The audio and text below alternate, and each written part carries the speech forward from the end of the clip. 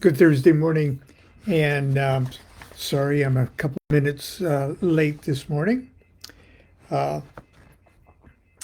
I'm going to be pretty brief today because Constance and I have located a bookcase that she's been looking for.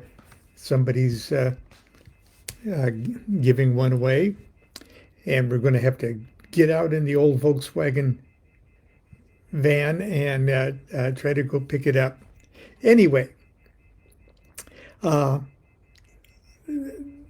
there is something very fundamental that every beginning magician uh, asks himself or herself.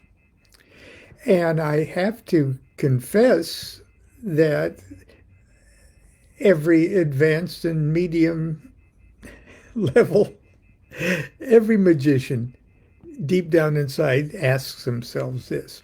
Now, in modern Western kind of ceremonial magic, uh, based on Golden Dawn kind of and Crowley kind of discipline, you start off by memorizing and practicing and performing the pentagram rituals. Okay, there's invoking and banishing rituals of the elements. Okay, and it makes sense to sort of start with the elements because our first obvious environment appears that we're on a flat Earth, with four directions and such. And but then it gets more advanced, and we memorize a whole bunch of hexagram stars. Okay, now the hexagram stars that you begin with are elemental, hexagram of Earth and stuff, and but there's supposed to be kind of a more macrocosmic universe that we're dealing with when we use the hexagram rituals. Okay, we've got the sun in the center, surrounded by the six other planets of the ancients, and so it's a higher. Your mind is expanded. Your personality, your persona, is not that of a magician standing on the pentagram's flat Earth with the sun going up and down and everything else. No, the hexagram ritual obliges you to expand your mind to a bigger universe where you're the sun surrounded by the belt of the zodiac. And basically, that's the magic of pentagram to hexagram, is that exercise in mind expansion. And there's any number of ways we could do it without drawing a bunch of stars and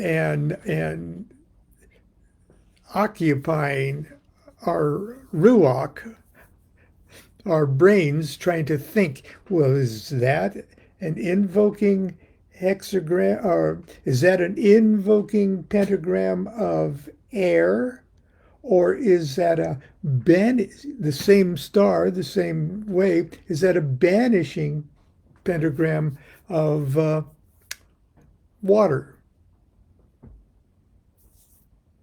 Well, you'll understand. Magicians understand what I'm talking about there.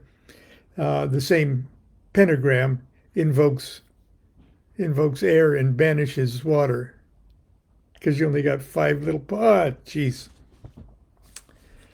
The point is, what do you do with this? Okay, if you get your meat brain wrapped around, okay, I understand if you've got a diagram like the universal hexagram there. If you got a diagram like that, and you give assignments of, in this case, the 7 planets, and you, with full intent, you would like to invoke the essence of that planetary energy, I think I'd probably draw my star clockwise to invoke, and then maybe counterclockwise to banish. If it makes sense to you, you're doing it. Okay, there are very many traditional and very logical ways to do it. But the fact that you've memorized somebody else's great idea doesn't make it automatically make it a great idea for you too. What would you do in a very simple exercise in, say, uh, I would like to invoke the energies of the sun. Okay. What kind of star would I draw? What would I do to get myself all worked up about the sun? One exercise might be to just go house and garden variety, what inspires me. And perhaps you're familiar with the Greek gods or the Roman gods or the Hindu gods, and you got your favorites that you respond to on a very emotional level. If not, you would like to react to on an emotional level. And then what do I do with my stars? Here's something that you might think about. Say you want to invoke the energies of the sun. Now, on a unicursal hexagram, you would draw your hexagram starting in the middle and going up that way, sort of a counterclockwise. It's sort of very super simplified way, and then ending up back in the center. Okay, you can get really good at that. Okay, you can get really good at, and even practicing that, drawing it in the air, everything else, with the full intent of, yeah, that's the sun right in the middle. Come, sun. Okay, and you get really into it. So what could you do? Perhaps you could stand in the middle of your little temple and draw the sun in the four quarters, or you could just sit your ass down and draw it in your mind or with your wand.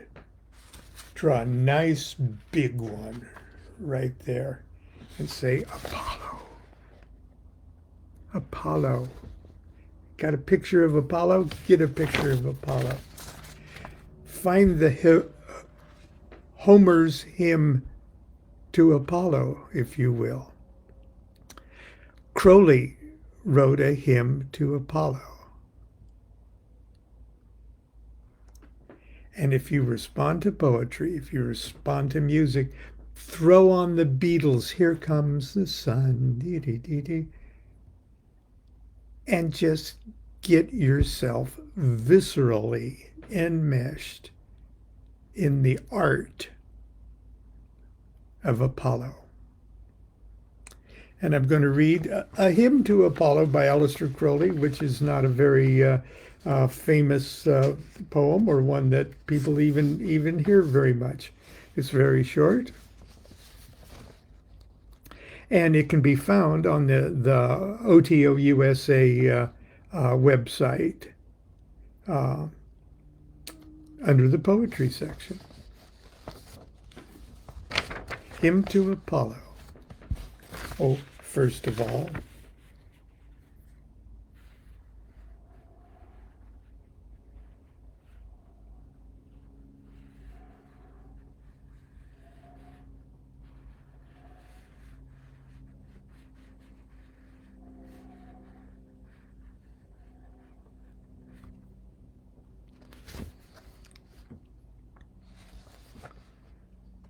God of the golden face and fiery forehead, Lord of the lions, house of strength, exalted in the ram's horns, O ruler of the vaulted heavenly hollow, send out thy rays majestic in the torrid light of thy song.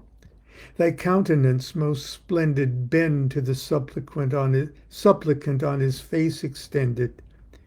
Hear me, Apollo. Let thy fierce fingers sweep the lyre forgotten. Recall the ancient glory of thy chanted music that thrilled the hearts of men and haunted life to adore thee. Cleanse thou our marketplaces misbegotten. Fire my heart and my music to my pain. Lend that my song bow past the Empyrean Phoebus before thee. All the old worship in this land is broken, yet on my altar burns the ancient censer, frankincense, saffron, galbanum intenser, ointments glisten. Robes of thy color bind me for thy token.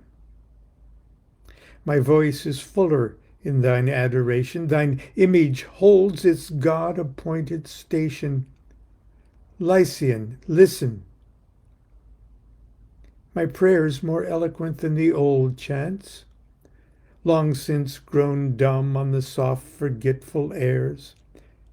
My lips are loud to herald thee, my prayers keener to follow.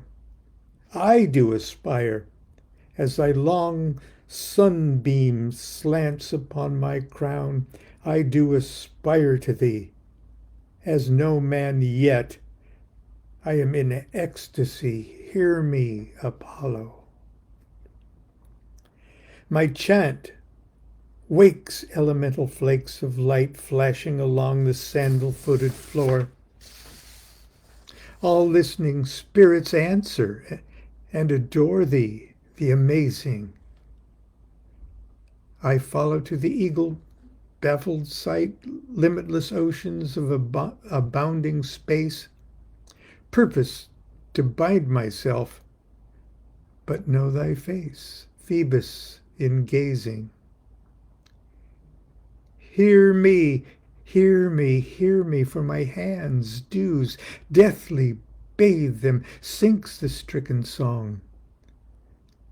Eyes that were feeble have become the strong, see thee and glisten.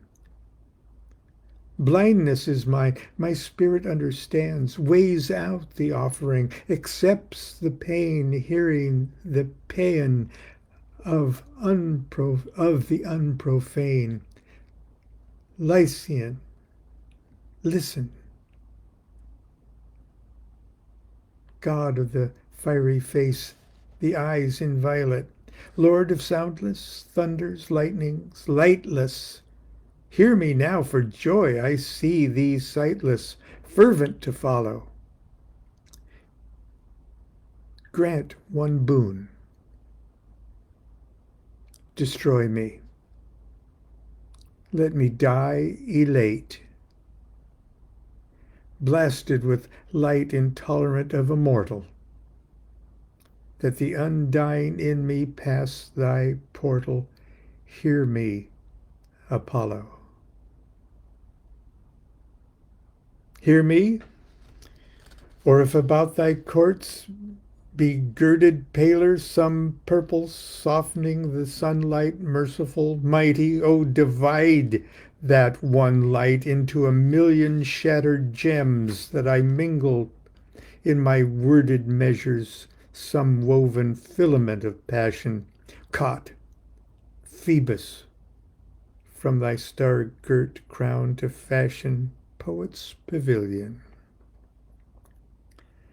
Let me build for thee an abiding palace, rainbow-hued to affirm thy light divided, yet where starry words, by thy soul guided, sing as they glisten, dewdrops, diamonded, and the abundant chalice swoons the prayer to silence.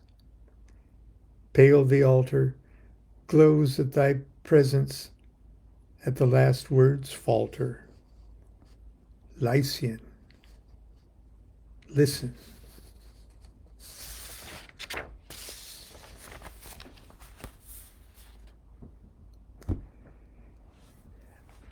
That coupled with gestures artistic, incorporating that unicursal hexagram, are likely to evoke and invoke Apollo in you in a more tangible way than your classic standing in the center of your circle, drawing pentagrams and hexagrams in the air.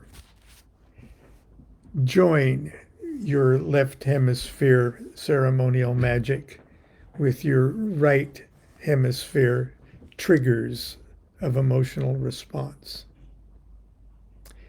Make the magic part of your menu, your portfolio of magical experiences. That's what makes a magician grow. Until tomorrow, continue to be good to yourself, be good to each other. Do what thou wilt shall be the whole of the law. Love is the law. Love under will.